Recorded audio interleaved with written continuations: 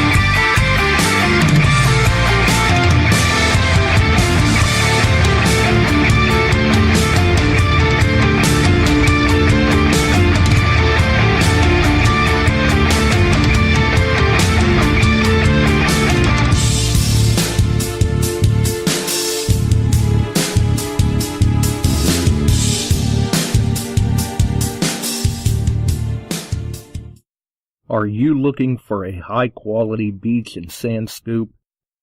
Are you trying to take your hunting to the extreme? How about an American-based company that stands behind their product and everything they sell? Then check out our friends over at XTREME Scoops. John has been making scoops for some time now and makes a quality beach and sand scoop to take your hunting to the next level. XTREME Scoops recently released their new sand shredder that works great in the water and on the beach. And if you're a new Equinox user, you may want to check out his Surfmaster X3 that can trap those small targets you new Equinox users are finding out there. XTREME Scoops' company approach is let's do it right. So do it right, buy it once, and go to the extreme. XTREMEScoops.com. That's XTREME Scoops.com. Caution. Please do not operate motor vehicles or power equipment while under the influence of this show. Listening to this show could cause side effects such as bouts of laughter, violent binges of cabin fever, and even dreams of silver and gold. Please be advised. Now that the fine print is out of the way, on with the show. All right, the fine print is out of the way, and like it says, it's time to roll with the show here. So we're back. You are listening to Beyond Sight and Sound, metal detecting and treasure hunting radio for all the really cool digging people out there. We're here on Wednesdays, we're here on Sundays, 8 p.m. Eastern, always 8 p.m. Eastern. Why? Well, that's just when we decide to throw the switch around here. But this time, little different. Man, changes in weather, changes in times, changes in locations and scenery, and we thought, hey, you know, it's been a while since we've went abroad, so to speak. And we've traveled across the pond to get a different perspective of things from a gentleman that I'm sure some of you already know of. If you don't, well, this is your perfect opportunity to check it out, see what's going on with him and the things that he does with his podcast, the Facebook groups, and he's got his hand into a little bit of everything, basically. And I'm sure he'll be able to fill us in on all of that as we get rolling. And obviously, we'll try to put links in the show description as well, but he'll be able to mention those himself too. We've actually went over to Germany. Yeah, that's right, Germany. It's been a while since we've been over that direction. The last time, I think it was, Coin Shooter Robbie and his partner there, Eric Gamble, that were over in Germany. Great to hear from them, and now tonight we're back with Lance Goolsby of the GDA podcast and the Global Detecting Adventures on Facebook. But, he's going to be able to tell us all about this stuff much better than I am, obviously. So let's get him in here, too. How's it going, Lance? Wow. I don't think I've had that good of an introduction ever. I don't even think I've had that good of an introduction on the GDA show. Wow. Well, I feel humbled. Well, your reputation precedes you. You're well known. You're infamous. My reputation, it's all lies. It's all lies. That's what I tell people too when they start talking about me. I had a guest on a couple of weeks ago, and somewhere in the duration of the show he says, "Well, you've been doing this quite some time. You're probably one of the longest running podcasts out there, aren't you?" And I told him, I said, "Well, I've heard that rumor." It's like I'm not confirming, I'm not denying. We'll just call it rumor. It's all rumors around here. That's fantastic. And that's all it is. It's really just a lot of rumors. And I love coming on to shows and just being able to talk. So coming over to be with you and to be on Beyond Sight and Sound is just fantastic. Listened to you for quite a while, actually. Oh, wow. I get that a lot, too, actually. I called some people probably 2 weeks ago. I reached out to them through my YouTube channel of Ohio Metal Detecting. And when I was finally able to get that phone call contact, because YouTube doesn't allow you to message people anymore, obviously, they thought they were speaking to the creator behind Ohio Metal Detecting. And I told him, I said, well, not only do some people know me for that, but other people know me as well for a podcast I do called Beyond Sight and Sound. And right away he's going, "Oh, I thought you sounded familiar. I listened to your show." And meanwhile, he's going, yeah, if you want us to be on the show, we'll do it. My wife's sitting over at the desk right now doing the fist pump. Yes, let's do it. It's like, wow, okay, I guess people do listen to the shows. It's amazing. It was like one day that I was actually walking, went to a football game. We have an American football team here, and I do the audio for the sound for the studio. Man, now I can't even talk. I do the talking for the studio. With as bad as that came out of me, you'd think that I would be, not somebody that speaks at a studio or speaks in a stadium. But anyway. So you really do have your hands in a little bit of everything. So I was walking in, and the guy comes running up. He's like, "Wait, hey, don't I know you from YouTube?" I was like, "Yeah, I'm on YouTube." He's like, "You do the metal detecting stuff." I was like, "Yeah, cool." My first ever. I was like, I get it a couple times now. It's just people locally, basically. I was in the newspaper over here, and from there, they just started finding my videos on YouTube, and now kind of locally, they're just kind of checking out all my videos. Right, you're a bit of a area celebrity. Yeah, basically. I think the newspaper article is the one that really helped it. Nice. I've had a few articles done on me here in my area too, and it's a little bit of a strange feeling at first. At least it was for me. You said, people are coming up to you going, "Hey, I know you. Weren't you in the newspaper?" Or, "I've seen you somewhere. I've heard your name or your voice, or people talk about you," and you're going, really, it's not that big of a deal. It isn't, but it's kind of humbling when you get that. I just like it. I don't know. Maybe it's kind of an addiction almost when you get that the first time. You get that kind of cool feeling, and then it happens again and then again, and then I guess you start needing it. I don't know. Maybe that's the problem with Hollywood. Yeah, you never know. I mean, it's kind of like when we're out there in the field. You're just looking for that next cool find, and then when you get it, it's like, oh, wow, that's cool. And then it's a few minutes later, it's like, okay, we got to find another one now. It's off to the next find. What's that next target? Hopefully it's even more outstanding than the last. Exactly. Like when you want to leave and then you find that coin and then you're like, okay, I'll just keep swinging for a little bit longer and then till I find my next coin and then I'll stop.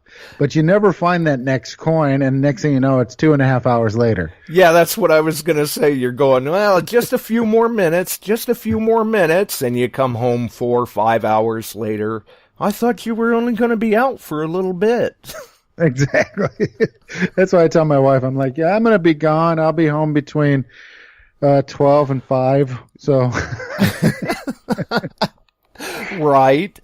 Now, if I remember right, too, and this is something that I've seen with some people, like Eric Gamble, he is actually from the Ohio area, but he lives over in Germany now. And I believe, actually, if I remember right, you're from Washington State. Yeah, exactly. Yeah, I was born in Portland, Oregon, and then when I was about 8 years old, we moved up to just outside Seattle, Washington. My father, he worked for the Bell Company at the time, and so I lived in Bellevue, Washington, which is about 20 miles outside of Seattle. He worked in Seattle, but we didn't want to live in the city itself, so we wanted a nice little suburbia kind of thing going on. And it was a great place to grow up. A lot of hills. Beautiful scenery. Oh, it is fantastic. Green like you wouldn't believe. It's a rainforest. I mean, it is what it is. And I think it was Seattle. We have what's called the Underground in Seattle. And I think that's what started me on history because we did a tour of the underground city because I think it was the late 1800s, the original city of Seattle burnt down. And, yeah, and there's parts of it still standing. They just built the new city on top. Oh, wow.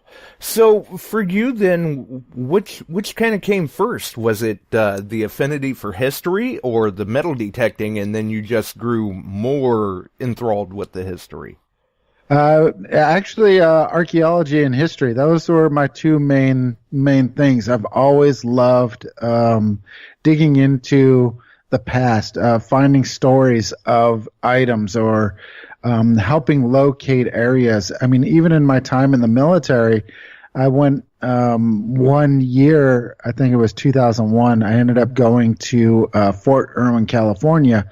And I was out there doing what is called observation controller, which we were basically grading other military members. I was non-commissioned officer. I was a sergeant at the time, and we basically had to watch how they are and then grade them on how they work their infantry tactics. And we had a 2-week down period between classes, and I was like, well, there's a nice archaeology group here on the base, and so I went and volunteered my time to go work archaeology for the Fort Irwin, California archaeology team.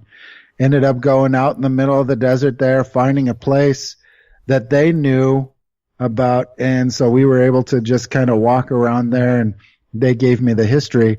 About 20,000 years ago, this was a Native American convergence. It used to be a lot of trees and forest. Now it's desert out there. And what they do is Native Americans from just about the entire West Coast used to come down and trade in this one spot. So there were natural formations of stone, and so the elders would sit inside these almost like a cave mouth and tell stories to the children while the adults were making arrows out of flint or trading one kind of stone for another kind of stone. It was just unbelievable. And that was the hook. That was the worm on the hook that really got me. And from that day forward, I was 100% archaeological focused, to the point where I worked for free at the local castle to help locate the original grounds or the gardens for the castle. I volunteer for the local archaeology group if they ever need a metal detector out on site. Yeah. Talking with people like the former high archaeologist in Egypt, I can't even remember his name. Sahi Hawass. I talked with him about a theory that I had in Egypt as well. So, I mean, I always have the thing. If I find something interesting and I want to talk to somebody about it, the worst thing you could do is receive a no from them. The best thing is that they respond back to you. So, right. Yeah, that's kind of a buzzkill when you get that no. But, you know, I just always go volunteer, or I go talk. I send emails. I find contacts. And it's just always seemed to work out for me. And up to this point, I'm extremely happy. I am where I am with GDA because everybody either backs me or everybody has just been okay with an open conversation with me. And that's how in 5 years' time, I went from beginner to where I am right now. Nice. Definitely. So with having the interest in history and everything like that, you find yourself coming over to Germany, and I'm assuming that that's somewhere after that point of transitioning over to Germany is when you actually got into metal detecting? Yeah, actually, metal detecting for me came out of necessity. Back in 2012, I suffered a complete mental breakdown because of PTSD, post-traumatic stress disorder, from the time that I was in Iraq. There were some other portions. There was parts from Kosovo and other things, but I didn't know that I was suffering from any kind of a mental illness until basically the kettle overfilled. Right. Or boiled over, and it almost cost me and my family. It almost cost me my life.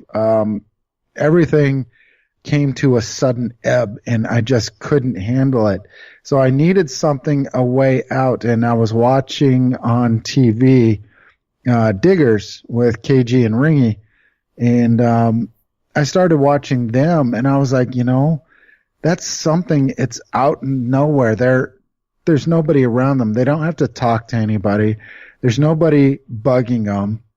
And they're finding history, stuff that I could actually deal with. Right. It's a win-win for me. And so I picked up a really cheap metal detector. I think I paid €70 for it. It was a AT Garrett Chinese knockoff. I think it was a Ace 150 knockoff. And so I got it. I went out to the castle where I was working at the time, and I was doing the woods. There was a 100-yard buffer zone for the historic. I can't go around the castle, but the woods were free, so I was up there, and I started finding stuff. And I was like, okay, I'm hooked.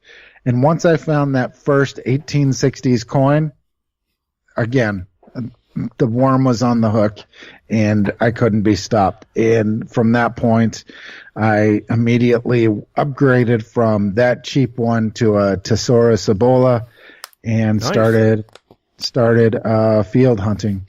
And from there, I just keep upgrading. Wow. So you, the way it sounds, then you've always kind of been more of a fields and woods hunter? Yeah, I'm a relic guy. I love finding those odd relics. The stories behind them to me are the most impressive. My best find was one that I gave to my mother at my son's wedding last year, and it was a necklace medallion. It was a cross from the time of the Crusades. So Wow. it was actually Jesus on the cross, and a skull and crossbones at the base of the cross, which was the symbol for the Crusaders at the time. And so I dug that out. It's in one of my videos. I can't remember which one it is. And I found that, and I knew immediately what it was. And you can see my reaction. My reaction at the time, I was speechless and I could not say anything. And I had to sit down. It was one of those things because once I realized what I had in my hand, it was like a hammer to me. My emotions just could not handle it. And that's why this has really helped me with my PTSD, because it's put me back in touch with my emotional state, basically. So, and that's why I tell everybody that's a soldier. It can be very cool like that, because when you find those items that are so far back, like you said, with the example of the medallion dating back to the Crusades, that it can be a very humbling experience, because you've literally just stepped through a doorway back into time. You're the first person to touch that since the last person lost it. 800 years, yeah. And that's what I love about this hobby, because, I mean, even if I pick up a coin, it's just like my friend GDA Ryan and Dr. A, they were out metal detecting last weekend on the same field where I was with GDA Ryan today. And they found 5 silver coins from the 1600s and 1700s, early 1800s. And I've done some research on these Kreutzer, the Kreutzer coins. He found a 6 Kreutzer last week. That was enough. That was 1/4 of the cost of a horse. Wow. To buy a horse. I mean, think about it in those terms. That means somebody held that coin in their hand and then lost it, and he was the very next person to pick it up. And so exactly. Those are the stories that I love. He could have bought food for a family for a whole week with that coin, but he lost in the field. Yeah, so for those people, because for a lot of hunters out there, they just look at it and say, "Oh yeah, it's just another coin," but they don't realize the story that coin tells, or what that coin or relic represents. Where in the terms of the one that you were just talking about, this was a devastating loss for the person that lost it. Exactly. I mean, it's a massive amount of money at the time. I mean, you're talking about the 1700s. I mean, a 6 Kreutzer would probably be about $60, $70 today. And that's a lot of money to lose out of your wallet. Yeah, absolutely it is. I mean, a horse, to go buy a horse, it costs you 20 Kreutzer. So that says something. And that's what I love about it. I mean, even the story of where you find it. I'm one of those guys that marks every single location. And, I found old horse paths that have been lost. And then when I found old maps, I was like, yep, okay, there's the horse path right there. I just relocated that path that has been lost for 150 years. Because every coin laid right on that exact same trail. Right. All of the finds that we make, they kind of play a part. They're all a small piece to the large picture. Sometimes it helps us put these stories, these trails, these events back into perspective. Exactly. And that's what I love about what we do. A lot of people go out there, they want to go coin hunting, they want to coin shoot. Me and my friends, we have our annual coin shoot. We go to a local swimming pool, and we call that the coin shoot. And so we have a competition between us who finds the most amount of clad coinage in one day. And that's our whole thing. So we pick an hourage, and that's what we do. The rest of the time when we're out on fields or in the woods, we're looking for history. We're looking for the items with a story to them. Like in one field, I found 2 wax stamps. They were the wax seal stamps. So somebody'd write a letter, seal the envelope, and stamp the wax on the back. I found 2 in one field. I love those. And Man, you had to have been excited for that. Oh, I was. Both of them are going to be going to the museum in the town where I found them. It's just trying to get a hold of those people at that museum. It's a little volunteer museum, but I want to get it to them so it can be back in the public eye again. Oh, that's very cool. Have you done things like that in the past? What is kind of the procedure over there? Do they put it in a display for everyone to see with credit that this find is donated by Lance Goolsby, or? That I'm not sure. I live in Bavaria. Bavaria is very relaxed when it comes to metal detecting. It's the only state in Germany where they are extremely relaxed about metal detecting. You can freely go anywhere here in Bavaria. I always personally ask permissions before I go anywhere, because in their eyes, a field and acreage is open. There's no fence around it. That means that it's basically accessible by public. Right. Even though it is private land, they do not live on it. The farmers live in the town and their fields are between the towns. So, we have access to them. I always, get permission. That's the goal of GDA over here. Our group is Schatzsucher Schweinfurt. That means we're the treasure hunters of Schweinfurt. And, so we get permission and we always offer the owners of the land first right to the items we find. So if we find stuff, we tell them, send photographs to the owner. And if he wants something, he can take it if he wants. Now in Bavaria, the rules are that if we find something that's worth money, we, must turn it in and then we share the wealth 50-50 with the landowner. But there are states in Germany where metal detecting is illegal, like former East Germany is still illegal. Yeah, I know there's some areas over there that there's some heavy restrictions and very stiff penalties if you even attempt to detect in certain areas. Oh yeah, there is. So you got to really watch out. Watch friends. When I started this, I didn't know that. I'd met up with some locals. They drove me out to former East Germany. We're finding war relics from a battlefield in World War II. I get back. I'm doing my research. I'm starting to edit my video. I'm like, wait a second. Why does this say that it's illegal to metal detect there?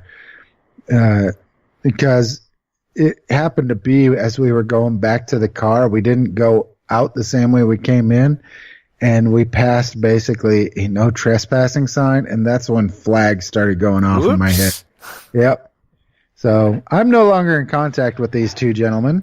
So that's where GDA really started taking off as a group, because one of the first things is that we do everything legal and by the book. Nice. Do things the right way, keep the hobby in a good light, and it sounds like that's exactly what you're doing. You're being professional by doing things the way that you are, and maybe that means you can't get into certain spots, but you're still doing it the right way, and obviously being there in Bavaria, there's plenty of other spots to dig in. Oh, there are. Oh, there are. We're trying to go about 30 minutes south, and there's a large town that was owned by a very wealthy religious leader. Town is called Wurzburg, and we're trying to get there. One of the guys went metal detecting there once. He said every time he swung his coil, it was just popping up silver coins left and right. Wow. We don't know why. That's okay though. That's a nice mystery to try and solve. It is. It really is. You'll at least have fun finding the silver coins until you can figure out why they're there. Yeah, from basically the ones that he had were all within a 50-year period, so we don't know if somebody was like stealing something and running across the field and it's like falling out of a bag or something. So we don't know. Right. I mean, we can speculate forever, but still. Yeah, or maybe somebody buried it out there for some reason and it was struck by a plow and drug around, or exactly. You guys, that's a very high there. Yeah, it's a very high probability because they plow deep first, and then they do a smaller plow afterwards. So they're plowing about 12 inches deep first after a growth. So we get really good turns in the soil here. That's awesome, because I know a lot of times over here, in recent years, a lot of farmers have went to what they call no-till. Yeah. And that's not so good when we're trying to get those fields turned up to see what else is out there. Oh yeah, they're definitely turning. In fact, our field that we were just on today should be getting the big turn this week. And then next weekend, it'll have the small turn. So they really do a really large clumps first, and then they use a smaller till to break it all into really fine pieces. So is this because, like over there in Germany, this is the start of planting season, or are they planting again? No, this is we're right between growth seasons. Feed corn just got done. What else was on there? Sugar beets just got done. I can't remember what else there was. I think potatoes just got done as well. And now they're about to start the next growth. That starts, I think, next week. They should start planting as well. So we have basically a week and a half that we got to get back out there until fall. Wow, so you've got a limited window. Oh, we do. My biggest period is actually in the winter. I'm a big winter hunter. I can go out on those fields nonstop as long as it's just not frozen. Right. Yeah, that does make sense. I know a lot of us over here, we'll hunt right up until we get that hard freeze. And then once you can't get the shovel in the ground, you're done. Yeah, that's what I like about where I'm at. What's kind of mild winters normally, so hopefully we'll be able to just get out there and dig no matter what. Oh, nice. So many times then, do you find yourself pretty much digging all year round? Yeah. Well, like I said, winters are usually my highest times. I can go from about November until March, and then April they start the planting process. So I can really get out there for those periods, and that's usually when I find my biggest ones. This year has been really special. With the group being larger now, we have a lot more permissions between us. So we're able to get out into permission. So if one is planted, then we can get out to a different one or a different one. So it's been really fantastic.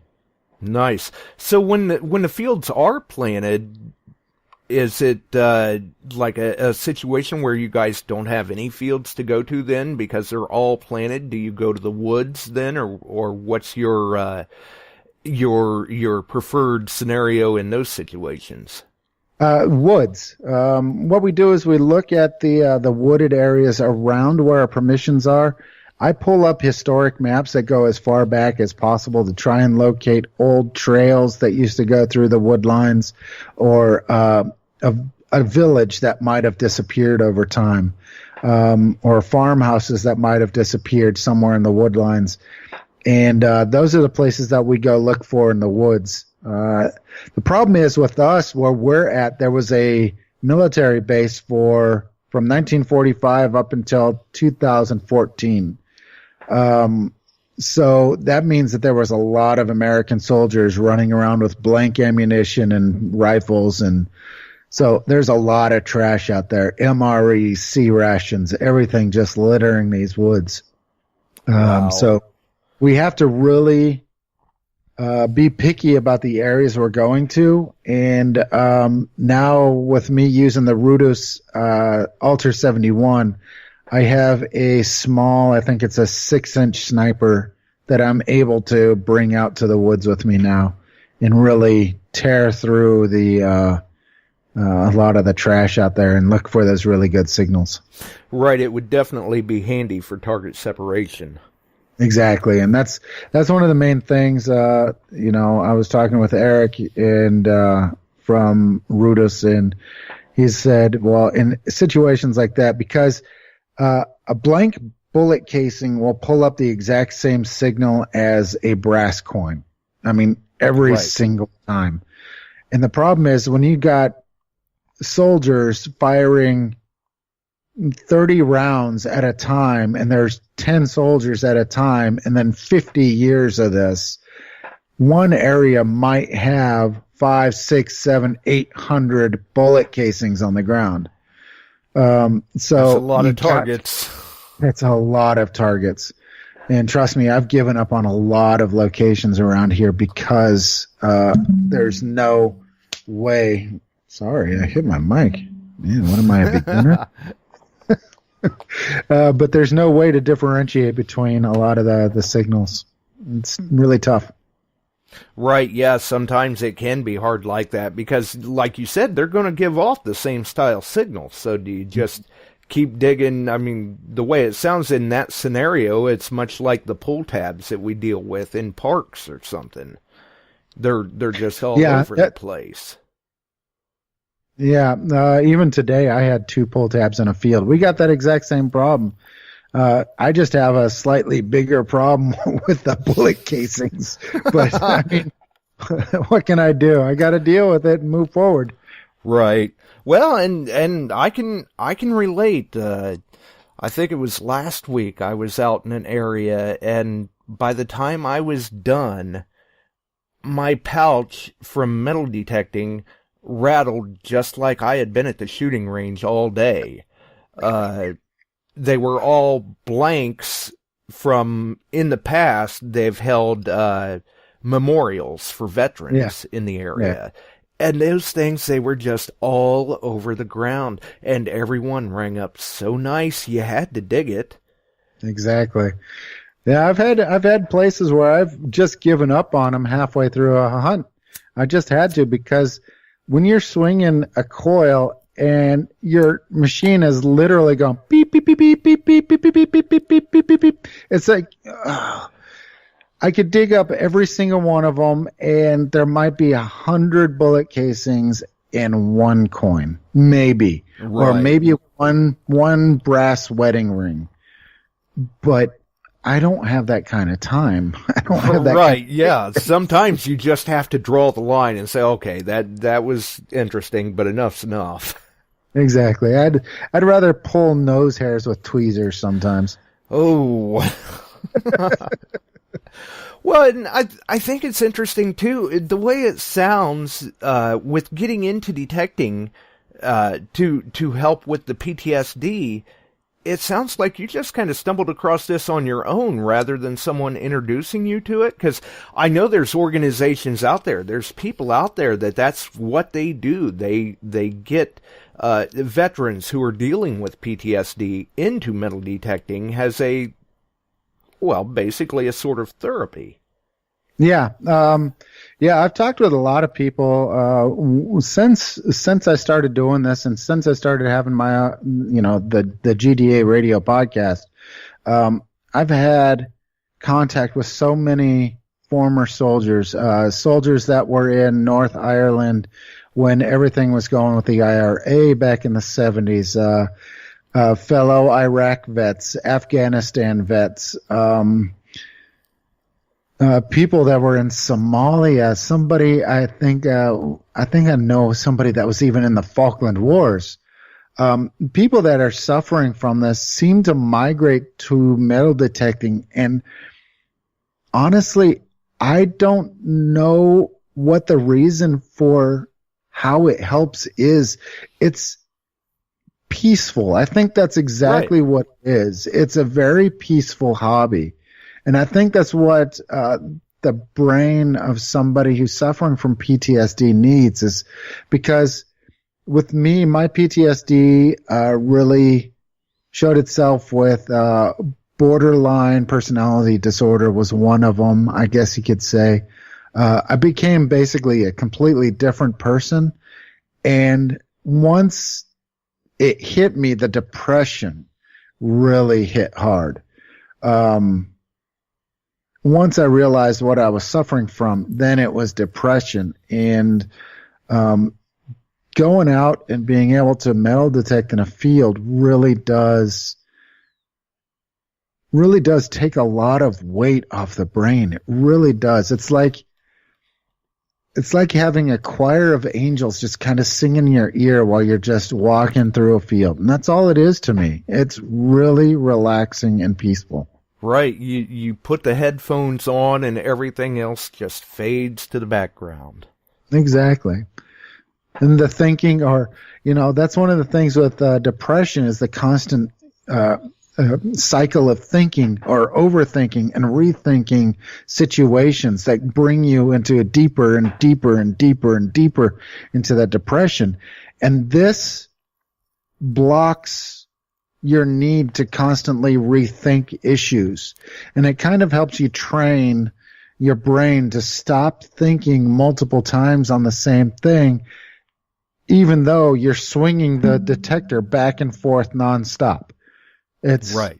Doing the same function over and over, but it's causing your brain not to get deeper into that depressive phase. And that's how I think it works for me the most. Yeah, and then it probably kind of occupies that thought process with the next find that's coming out of the ground. What's the story behind this? I wonder what this person was doing when they lost it. Yeah, exactly. Am I going to stop at McDonald's on the way home? Right. Yeah, absolutely. The important things. Yeah.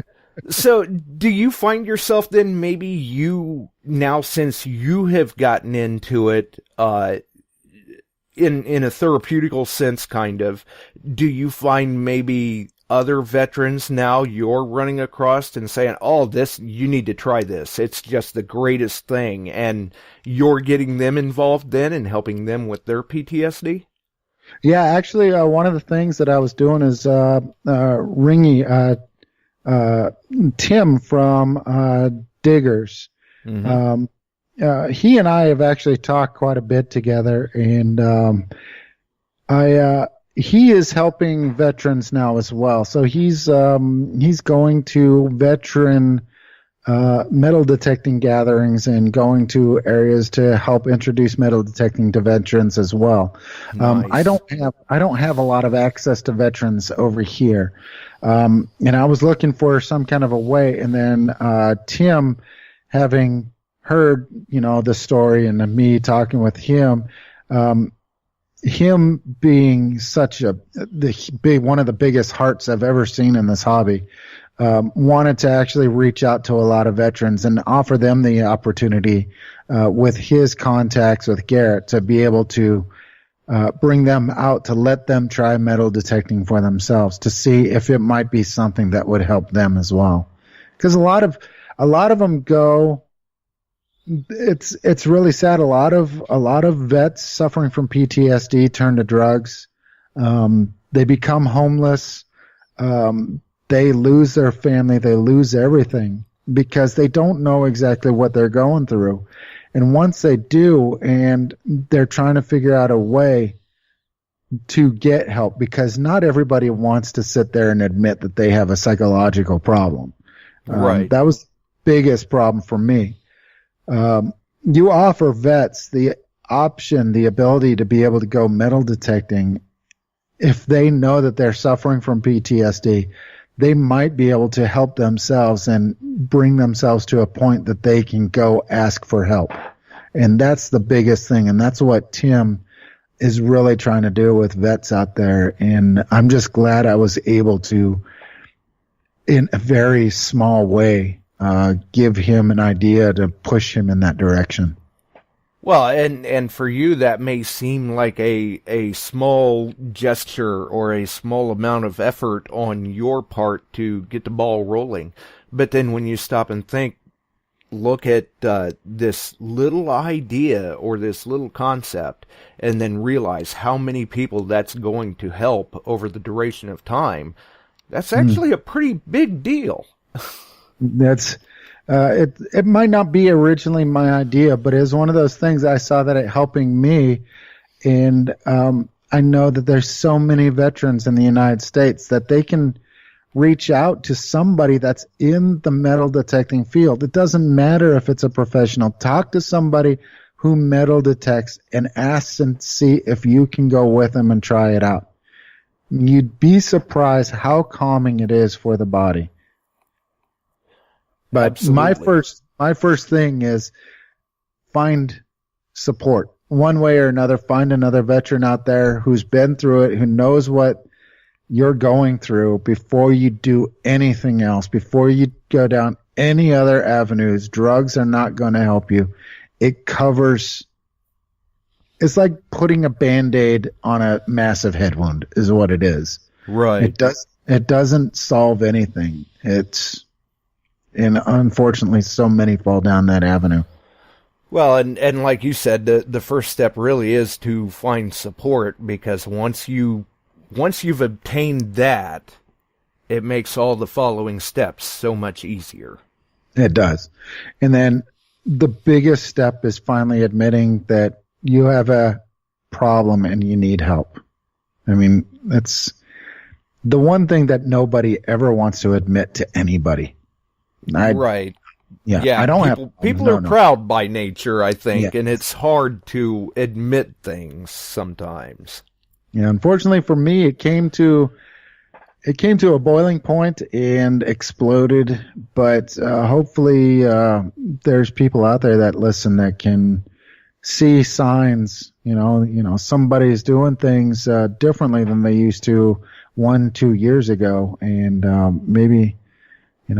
Start asking them. Just calmly ask them if they're okay, if everything's all right, and open up a set of dialogue. And together, I think they can find the answer for this. I mean, it's not even vets, firefighters, first responders, right? Law enforcement, ambulance drivers, anybody who suffers from PTSD.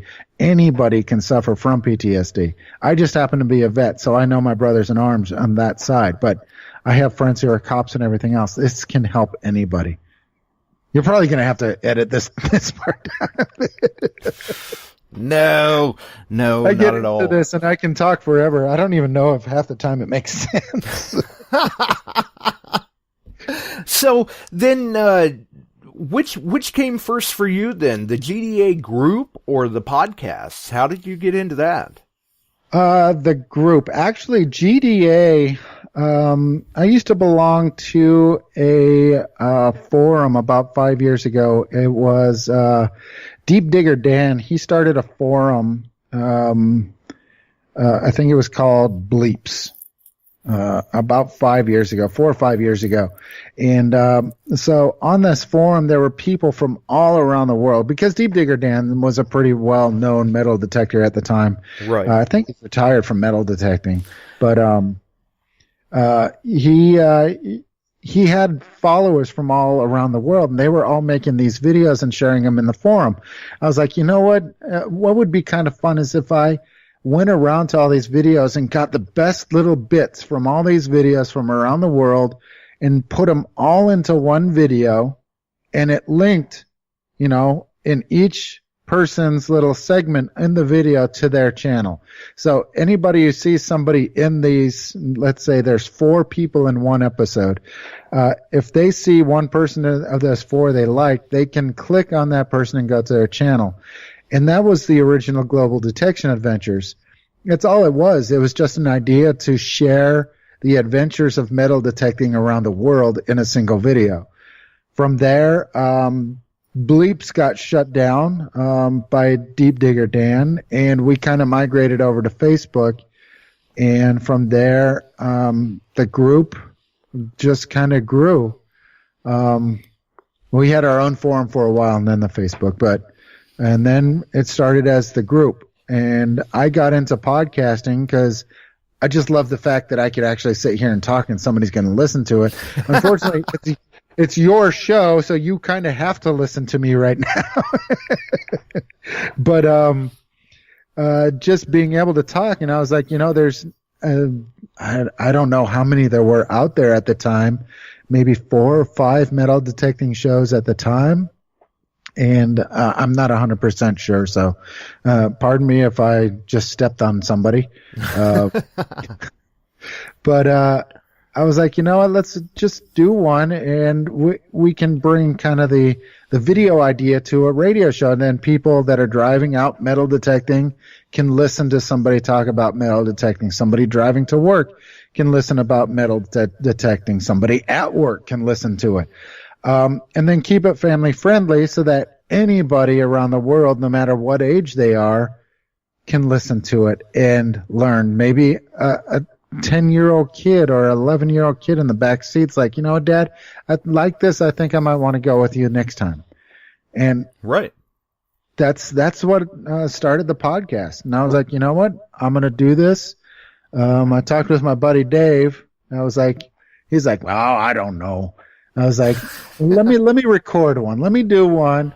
I talked with a fellow from South Africa on the very first one. I can't remember his name right off the bat. And I had a really cheap, I think I had an Xbox headset. I was recording onto my Windows computer that was super old, and the sound quality was horrible. I had no idea what I was really doing. And then from there, I started falling in love with the idea of a studio, a place that I could sit and talk and, bring metal detecting into everybody's ears. And maybe my voice won't annoy them. Now I got listeners. I got listeners in Australia, New Zealand was one of them, Malaysia, South Africa, Italy, France, England is the biggest, the United States, Mexico, Canada. I can't even remember all the countries where people are listening. Poland and Russia, too. Nice.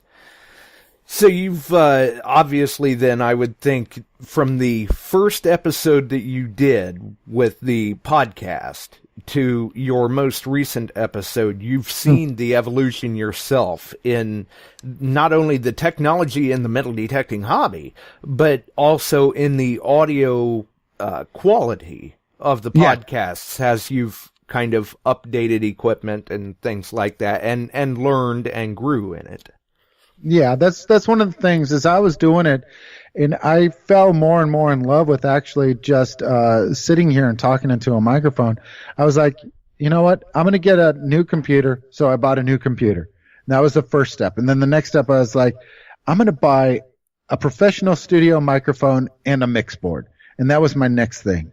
And then I was like, okay, now how can I bring all this together? And then it just worked. And then the metal detecting portion of it, and then the program itself, really, we spent 2 years, maybe 2.5 years, really putting out feelers. What would be the best kind of format for the show? There's shows like yours. There's shows like some of the other guys, Hardcore Metal Detecting or Detect America. Everybody has their format for their shows. But I wanted something that was slightly different, slightly original. And it took now we just started season 4 of the show, and I think we finally got it. It's kind of a free flowing show with music, and I try to bring a little bit of humor and comedy into it. And for me, it works. It's as long as it's something I'd listen to, then I'm happy with it. Yeah. Well, that's the important part. I mean, as long as you're having fun with it, and it's something you would listen to, then chances are good that there's other people out there that are going to listen to it as well. I hope so. I know 2 listen to it. Luke and Laura, if you're listening, I know you're listening to it nonstop. Right. I used to say that every now and then too. I know we've got at least 5 crickets or so out there that listen. So I got my 2 fans. 2 of my best friends. Nice. But other than that, I've just been blessed being able to go around and meet some of the people that I've been able to meet. Like Josh, I've met you through this hobby, through the hobby of podcasting. From Frank Lapergolo, Digger Dawn, Dave Sadler from Archaeology and Metal Detecting Magazine, KG and Ringy from Diggers. So many people that I've just been blessed being able to meet and talk with. I've left so many people out of that list. I'm sorry. I don't have a comprehensive thank you list This isn't the Oscars. I wasn't prepared. Well, and you figure, like you said, this is your 4th season. That's a lot of people that you've interacted with. That'd be a long list. Yeah. Well, I mean, we don't do full seasons. With us, at the beginning, it was a matter of time, when we were going to be able to do this. Dave DiNatale, he's working usually about 6 days a week. I was working 6 days. It was an effect that we were able to do it every week. We cut it down to a bi-weekly show, and sometimes that meant we might be able to get one out during a month. And then we might have to take 3 months off at a time, and that's when we start the next season. Now I'm doing a weekly show whenever I can on the weekends. I just turn on the recorder, start talking, and try and call somebody and see if they want to talk. And it seems to work. Well, that's the important part, as long as it's working out. Do you ever find times like that? Like you said, I turn on the recorder and then I just try to call somebody who wants to talk. Do you find yourself going, well, they don't want to. Let's try this person. Well, that's not going to work either. It's going to happen. It's going to happen, especially when you don't give anybody a heads up, so you don't know what they're doing. I'm in Germany. I'm not in the United States, so I can't tell what you in Ohio are doing, or my friend in Iowa, or the guy in Colorado. I don't know what they're doing. I don't even know. Colorado's 7 hours behind me. Back home where I'm from, 9 hours, 6 hours to you. So if I can get a hold of somebody, I might be able to get a hold of England. I don't know. They might be on T. I don't know what they're doing over there. Right. And so you're kind of going, ooh, you answered the phone. You'll work. We'll go with it. Exactly. I mean, I do try it. Right now, I'm trying to line up some people. I got some big names coming in. One of our favorites is returning. Digger Don will be coming back on the show. Yeah, right now it's just go and have fun and talk with people, and that's basically it. And see where each show leads us. It could be 10 minutes, it could be an hour. Right. And like you said, you are starting to get back into doing a kind of weekly show now. Yeah. That's the goal, is at least get something out each week. And if I can't get anybody, then I have posts on the Facebook group that I'll talk about and, God over them for a while and give those people their light to shine and let other people know about these finds that are being found all around the world. Which, in terms of that, the group has definitely grown. It's a good-sized group.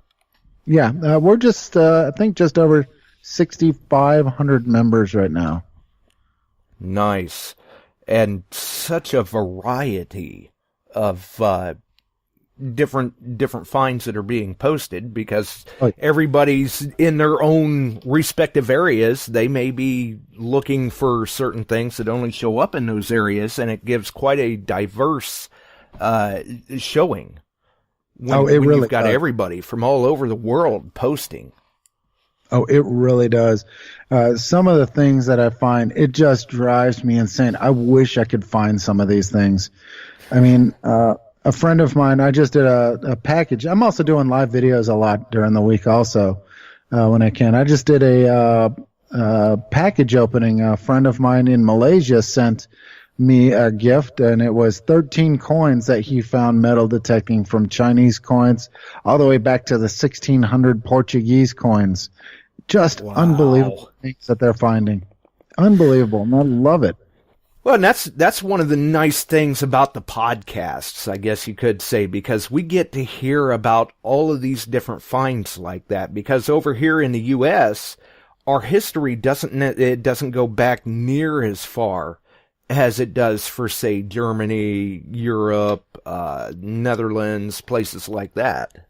Yeah, but it's kind of unfair to say that too, because you guys in the United States, there is such a massive amount of history that's out there. Absolutely, there is. Yeah, it's like a field that I'm at right now. It's been a field for 800 plus years. So in regards, there's not a lot of finds on there, but you guys can go to an old homestead and start really piecing together a story from that homestead. For me, Right. I find bits and pieces here, like during the course of the day, I might have had 8 or 9 good finds all day today. But you guys can go hit a homestead and really, in the course of 4 or 5 hours, really get an idea of the person that lived there by what you find in the ground. And Absolutely. that's what I love about where you guys are in the Midwest and on the East Coast. There's just so much. And they really did throw a lot of their metal trash in the ground, and you guys are able to find that now. Oh yeah, they did. It was all over the place, it seems like. Definitely. For you over in Germany though, when you find these relics and coins, what really does it for you? Because some people are like, "Oh, I just love to find buttons," or those custom handmade pieces because they're such a personal item. Or some people like the monogrammed items. What really does it for you or some of the people you hunt with? With me, I'm a relic guy. I love finding relics, things that I know what they are, or the hunt to try and find out what it is. I love that.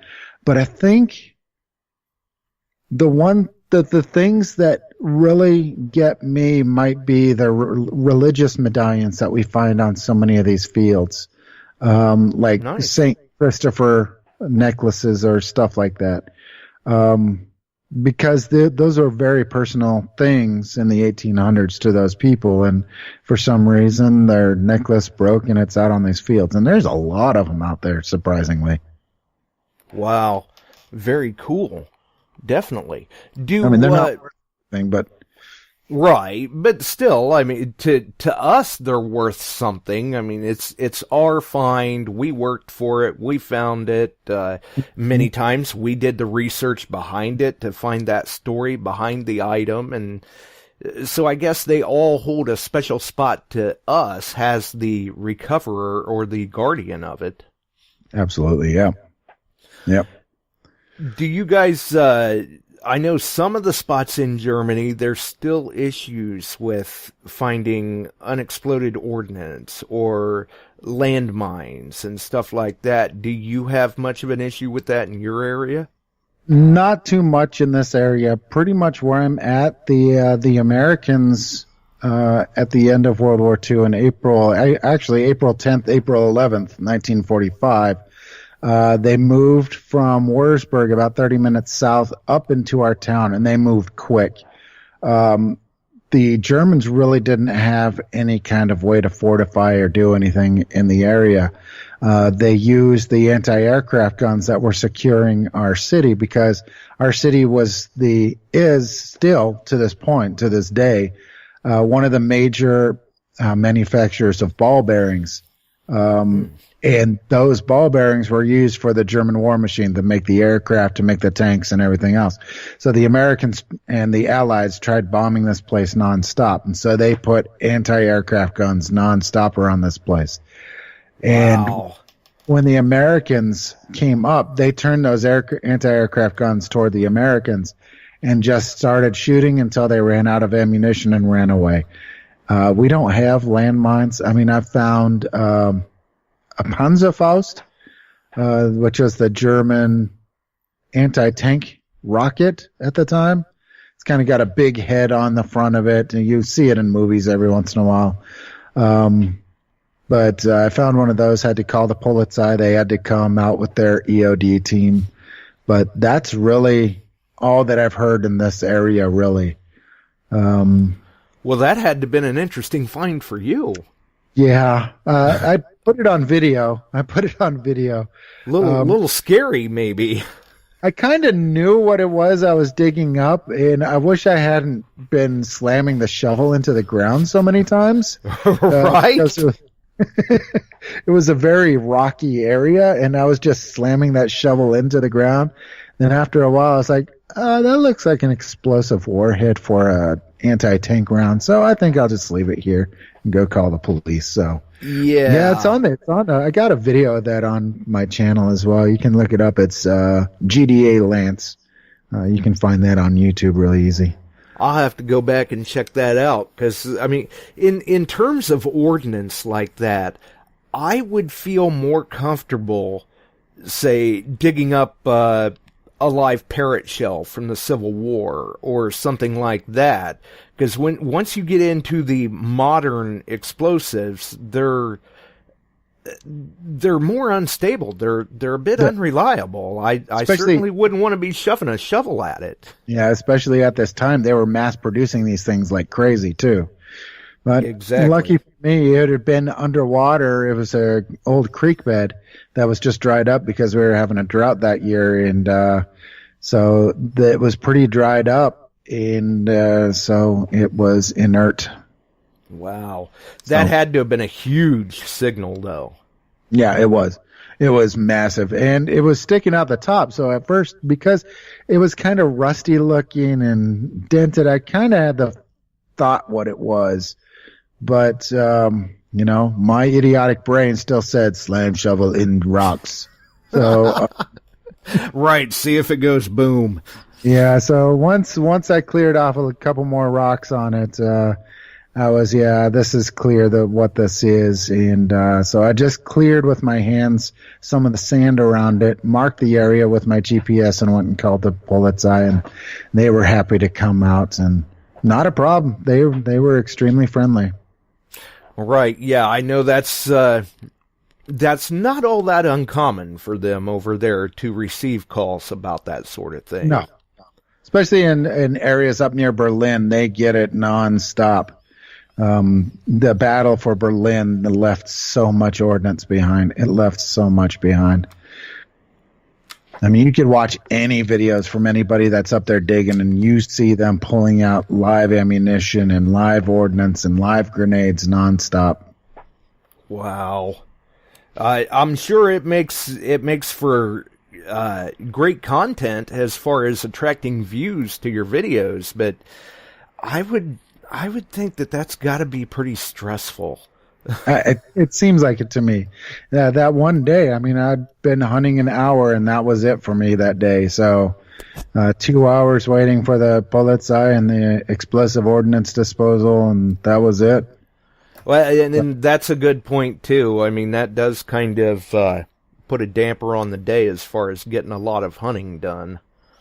Yeah, but, it kind of made me feel good because there was a walk path not even 10 yards away, and a bridge went right over that stream where I was in, and that was right there as well. So wow. Maybe, I doubt it did, but maybe, 10 years down the road, I saved a life or a kid picking that up.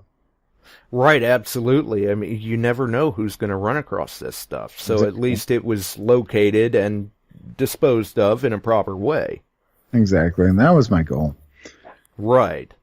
So where do you see the group or the podcasts even going from here?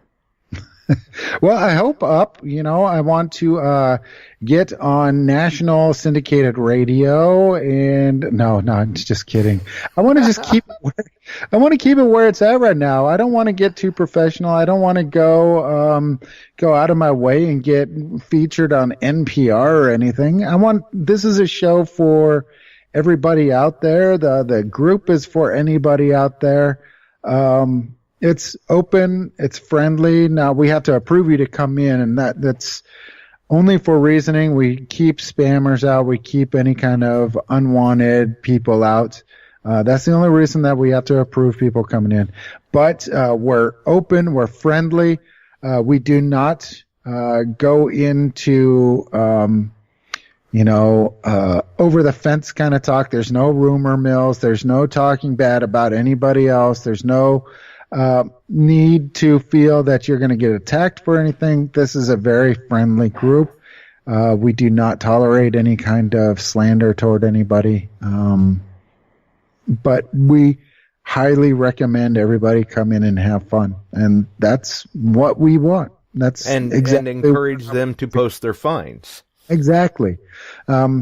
Everybody is free to come and post what they find. That's the idea behind Global Detection Adventures, is to share with the world what it is that you found. We find stuff that should be back in the eyes of the public again, of the eyes of people that have been lost for 10 years, 2 years, 36 minutes, or 3,600 years. It doesn't matter how long it's been in the ground. It should be in the eyes of the people so people can see it again. Feel free to post all you want. Yeah, don't leave it in the ground just to rot away to nothing. Exactly. That's not the way we do things. Nope. I mean, I'm not far from where they found that sun disk. I think it's called the sun disk, that German one. That was a pretty crazy story on that one. Somebody was metal detecting, found it. It's a really large disk. It has a golden sun, a golden moon, and a bunch. Yeah. We actually just mentioned that on a show a few episodes back. You're talking about the Nerba sky disk. Yeah, that's it. The sky disk. Yeah, and so that wasn't found too far, probably about 3 hours away from where I'm at. So a guy metal detecting. Wow. Found it, dug it up, didn't report it to the historical find, which he should have done on that one to begin with. Right. And then he sold it on an online auction site to somebody, I believe it was in France. And that's where he was trying to sell it again. That's where everything started coming up. So they ended up arresting the guy that originally metal detected it. And now, reading the newspaper yesterday, I haven't read the story yet. I got the newspaper yesterday. They've decoded it. They figured out what the disc says, but I have to go find out for myself what it says. Nice. I guess, is that article available online somewhere where maybe you'll post it up on the GDA group? If I find it, if not, what I'll do is I'll translate it and post it on there. It's a short blurb. I haven't read it. It's sitting down on my coffee table right now. Just been really busy the last couple days with the renovations and stuff. And once I get it translated, I'll post that on with some photographs as well. But yeah, the news just came out yesterday or day before yesterday. I would definitely be interested in hearing about that, because I know that find, that particular item, really kind of set the archaeological community on edge. Yeah, there was a lot of debate about it. That's it's actually that find that's really caused a lot of separation between the different states in Germany allowing or disallowing, or what the rules are for metal detecting are. Archaeologists failed to realize that if they were more open to metal detectors and allowed metal detectors to do it, and they would be more open to report their finds. Look at England. They're extremely open about it. They love the metal detectors doing it because they find these things and they report it. They can come out and start their digs. Germans are very, very closed about it. They think that we're out there grave robbing and just stealing everything from the ground. Looting and pillaging. Exactly. And unfortunately, the sky disk was the one that they use constantly in the government here to show, listen, if we allow metal detecting, more stuff like this is going to go missing. And unfortunately, that's not the truth. Right. The guy had no knowledge of what he was doing, I think he was only metal detecting for a couple of weeks at that point. Well, and it didn't help matters either that when everything first started coming up, a lot of people claimed that it wasn't a legitimate piece or find or anything, and then we find out after the fact that it is legitimate, it is the real deal, and that almost kind of left people with more questions than answers after that. Yeah, and I'm really wanting to see exactly what that story is. Right. Yeah, because the headline of the newspaper is the sky disk has finally been decoded. So we'll see what it is. That's going to be an interesting read. I'll hopefully, maybe on the show that I record tomorrow night. I'm going to actually record my show tomorrow night. Maybe I'll talk about that, and I'll bring you into the show, and you can listen to it straight from my mouth. Hey, you never know. It all depends on, because you're 6 hours ahead, but Yeah. well, yeah. So that should be more than enough time for me to check that out. Because normally, like I said, we're here on Wednesdays and Sundays. Yeah. But yeah, that will be very interesting. I look forward to seeing what comes of that. Yeah, me too. That was an amazing find. It was one of a kind. I'm in a big area where I guess you can call them barbarians, where there's no Roman finds where I'm at right now. This is the area where the hordes were keeping the Romans at bay. So if there's Roman finds here, that's because they picked it up from the battlefield and brought it back. But nothing found yet. Nothing found, so. Well, one day, maybe. Maybe. That's my goal. It's my goal. Find Right, some Roman gold. That's kind of what keeps us all going out there, right? That next find. Maybe today's the day. It's exactly what it is. That's why we never make it back to our cars when we say, I'm going to head home. Right. Just a few more minutes. Just a few more. So, in your time in the hobby, how many machines have you used now? Because you said you started out with a Chinese knockoff and then went to the Tesoro, and today you were out with the Rudis. Yeah, I'm on my fourth now. I've got actually my Chinese one I gave to a beginner into the hobby. He's the brother of GDA Ryan. He wants to try it out as well, so I gave him my first one. I was like, listen, it's easy. Try it out. If you like it, then get into the hobby. So, I'm paying it forward. Plus, from there, I moved to the Tesoro Cibola. Love that machine. The simplicity of that machine is just what makes it so wonderful. Right, deep and dig. Yep. And then I went from there to the XP Deus. That's quite a jump between those two. And yes, then, it would be. And then from there to the Alter 71 from Rudis now. So nice. Pardon me. Do you find it being faster than the Deus, or what is your what does that machine offer that maybe swings you over to Rudis? Okay, this is my fourth time out with this. I was out with the XP Deus now for 2 years, and this is my fourth time out with the Alter 71. I can honestly tell people there's two things about the Alter 71 that are absolutely fantastic. Anybody wanting to go to a higher end model that you can completely program to fit your desires, you don't need to jump straight into the XP Deus, which gives you that option. If you want a machine that is really good, really quick on the sensor, on the reactivity, and really deep, I mean, I've found with the Rudis so far, 12 to 15 inches deep, I've found signals so far. Nice. It is almost 1-for-1 holding its own against the XP Deus. Now, that's impressive. It is heavier by about, I think it's 1.5 pounds, because it does have a lower control box, it does have a battery box, and it is wired. But otherwise, it is completely customizable to how you metal detect. Or you can pick it up, turn it on coins, turn it on relics, turn it on fast, turn it on ultra fast, and just go. It's a really great machine. I'm really, really impressed with this device so far. I mean, I swore by the XP Deus. Right. But now I think this one at half the cost is almost neck and neck with the Deus. Sounds like Rudis has done very well for themselves then. They seem to have the Alter 71 is really a machine to keep an eye out for.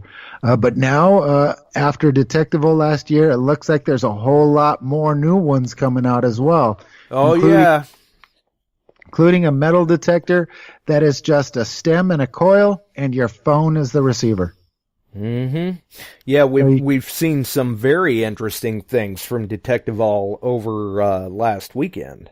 Yep. It was really good stuff seems to be coming out of there. So I'm keeping my eyes open and hopefully going to put a lot of these things to the test. I really want to finish up the Rudis. I got videos that are actually needing to be edited about the Rudis, and I'll get those out. But I'm telling anybody, if you want to go from a Garrett to another machine, this would be a really good mid-range cost machine that's high quality.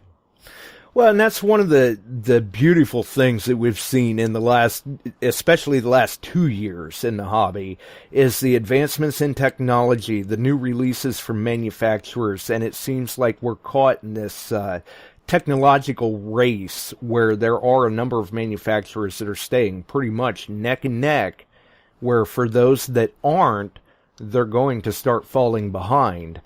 And it's fun to watch, and in the end, we all win out in the field from this. Yeah, it's fantastic.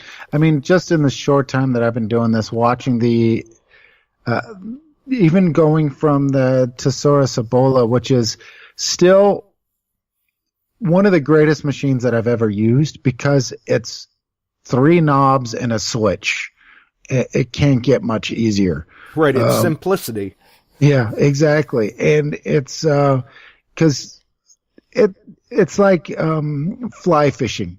The Thesaurus Ebola is kind of like fly fishing. It's you got to constantly be on the move. You got to pull pull back on the line just right to hook the fish. It's not like using spinner baits, which would be kind of like the XPDeus would be fishing with spinner bait, because it's going to be going over the ground and it's going to tell you exactly the kind of signals that you're getting. Right. And then that's by tone on the XPDeus. And the Alter 71 is like spinnerbait fishing with a fish finder, because you can, it tells you the signals of what's under the ground, plus it gives you a VDI number that's extremely accurate as to what's in the ground as well. So you can see the fishies and you can tell that they're biting. Nice. I like the analogy there. It's like we say over on the show, proper tools for different tools for different situations. You got to have the right machine for the scenario. Exactly. And I think, any one of the machines that I've used, they're absolutely fantastic. I have not had a bad machine yet, and I'm really lucky. Right. Yeah. They all do what they're supposed to. They all find metal. Some of them will do it better than others, but they all work well. Exactly. And I wouldn't recommend somebody getting a $70 Chinese knockoff unless really want to just test the hobby. If you want to go into it or if you've been into it, trust me, don't do that. Right, because they're going to find frustration and they're going to find that they're updating very shortly after getting into the hobby. Exactly, which is what I did, but, And then they wind up, I guess, kind of regretting, maybe I should have spent more money up front and had less headache. Yeah, but live and learn. That's what I always say. You gotta live. If you don't err, then you're not going to learn from it. Right. Well, and that's kind of the beauty of the hobby. For many of us, we find it's a constant learning experience. As long as you're open-minded, you find that you can learn something every day from the hobby, whether it's from the history, the find, the machine, or the other people in the hobby. Exactly. Absolutely. Well, I guess we should probably think about getting on out of here, but before we do, I would like to say first thank you for your service in the armed forces, and thank you for taking the time to sit down with us. And before we do go, why don't you let everybody know who would like to find you, how they can find you, your YouTube group, podcasts, any of that. Yeah, absolutely. First of all, I was a young kid straight out of the high school, and then the military was the easiest thing for me to do, and it was a fun job for me. So, but anyway, yeah, I love being on the show. I love talking. Obviously, a lot of times I talk, and it's like a jet plane that doesn't have a pilot. It just starts doing whatever it wants to do anymore. But I love coming on and talking all the time. Anytime you want me, I'll definitely come back. Anybody wants to find me, you can find me on Facebook. You can look me up, Lance Goolsby Official. That's my personal one. Or you can look me up under the Global Detection Adventures Facebook group. Click on it, or, become a member. I'll definitely bring you in. As long as you're not trying to sell Ray-Ban sunglasses, everything will be fine. And you can find me on YouTube under GDA Lance. Just change it to that one. It's a lot easier than a lot of my other ones that I'd had before. Just GDA Lance, and it's really simple. And if you want to listen to my, I don't know, it's not even an entertaining voice. If you want to listen to my kind of Sasquatchian voice on my own podcast, feel free to look for the GDA Radio Podcast. We're available on iTunes, Spreaker, and just about anywhere else, really. Right. And for those who may be interested, there is another. Oh, yeah. I also do geek culture. So we have our other podcast. It's called There Is Another. It's a geek culture podcast.